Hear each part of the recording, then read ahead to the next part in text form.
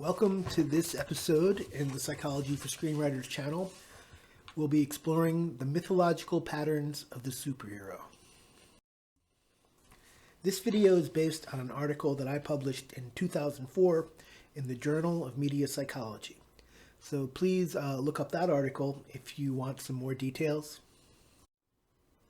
The modern superhero, derived primarily from comic books, combines characteristics of the classical heroes of Greco-Roman hero traditions with the more humble and God-fearing heroes of the Judeo-Christian traditions. While superheroes generally have superpowers, traits analogous to the semi-divine status of Greco-Roman heroes, who are typically the sons of gods, they also tend to have human frailties and weaknesses, more indicative of normal people.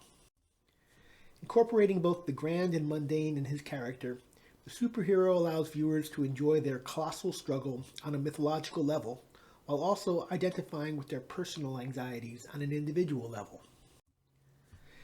This video study of the superhero archetype covers the seminal theories on the subject, delineated by Otto Rank and Joseph Campbell.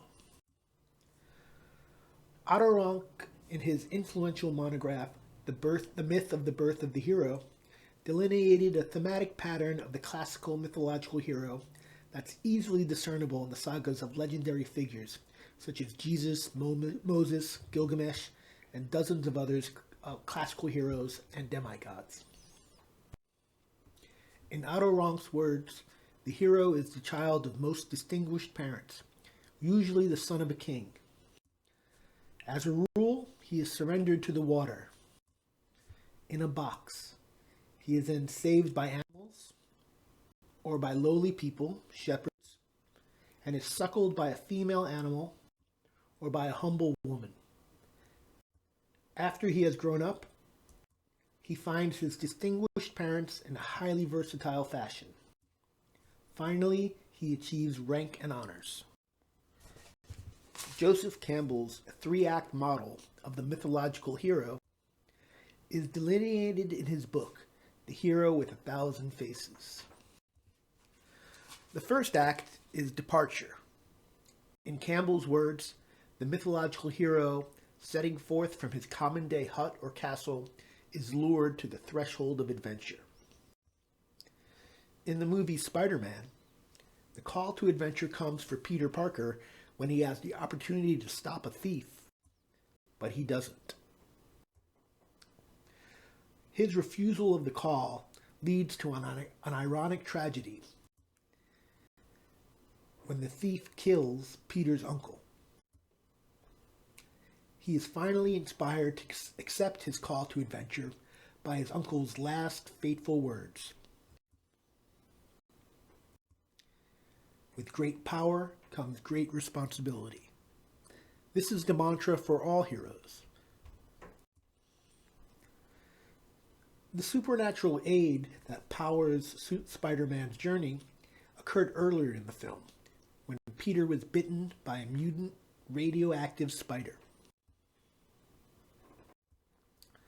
The crossing of the first threshold from the common day into the world of adventure is when Peter crosses into the realm of heroism, when he dons his Spider-Man costume for the first time and hunts down his uncle's murderer. The belly of the whale is the sphere of adventure. As Campbell would say, the hero is now in full career of his adventure, immersed within the sphere of rebirth, symbolized in the worldwide womb image of the belly of the whale. In the middle stages of his journey, the hero encounters and integrates all of the significant archetypes that aid him in achieving the mythic identity that he is destined for. On his road of trials, the hero is initiated in the realm of heroism, fighting crime and foiling villains in New York City, and otherwise proving his worth as a hero. Peter has a meeting with the goddess, the wise and loving Aunt May, who gives him the last bit of inspiration he needs, telling him, "You were meant for great things." Next, Peter has an encounter with a temptress, the beautiful Mary Jane. Like a siren, the danger of the temptress is her ability to lure the hero away from his road of trials. The hero is also tempted by the promise of power, the temptation to use his own power for selfish reasons. In the next stage, Mary Jane is abducted by the Green Goblin, and Spider-Man must battle him in order to save her. Green Goblin plays the role of Peter's dark, menacing father figure. As with all hero myths, the core of Peter's story is his symbolic relationship with his father figures. In this case, Peter must atone with his positive father figure, Uncle Ben,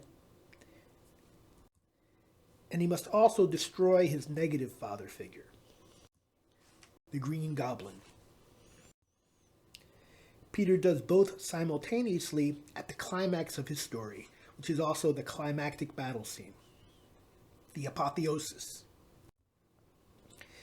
Peter undergoes his apotheosis, his symbolic death and spiritual rebirth, in a tremendous battle scene with Green Goblin, in which he nearly dies. In the final scene of Spider-Man, Peter experiences an epiphany, which is, in essence, what Campbell refers to as an ultimate boon. He has a realization that his powers, whether a gift or a curse, are meant to help the world. He knows he must dedicate his life to this cause. For Spider-Man, the magic elixir, or the ultimate boon that restores the world, is himself. The latter stages of Campbell's model can be seen more clearly in the sequel film, Spider-Man 2. Peter's refusal represents a reluctance to return to his role as Spider-Man, because it inhibits him from forming an intimate relationship with Mary Jane.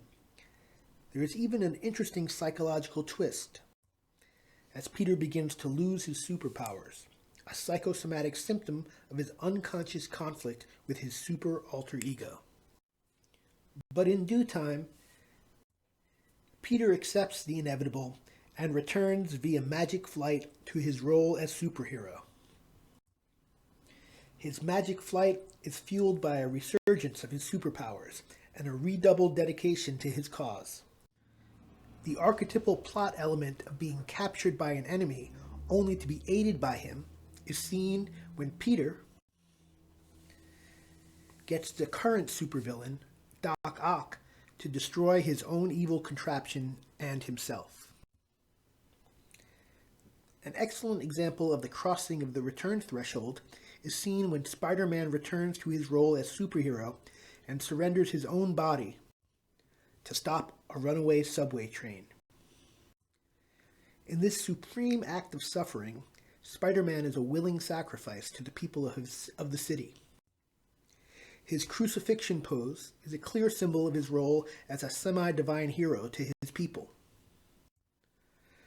Subsequent to this nearly ritualistic act of sacrifice, Spider-Man is temporarily powerless, thus fulfilling Campbell's mandate that the transcendental powers must remain behind at the return crossing. But more importantly, Spider-Man is unmasked, revealing his true identity as just a regular human boy. This unmasking, rather than weakening Spider-Man, only endears him more to his public, who accept him outright as their hero and savior.